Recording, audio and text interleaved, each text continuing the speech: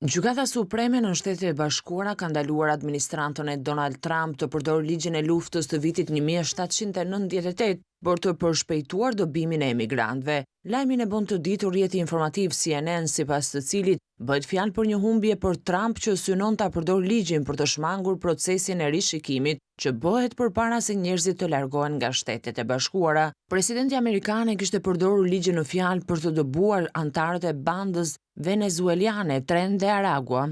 Sidoqoftë, vendimi i Gjykatës Supreme është i përkohshëm dhe çështja është dërguar Gjykatës së Apelit. Dy gjyqtar konservator, Clarence Thomas dhe Samuel Alito, kanë shprehur hapur kundërshtimin e tyre.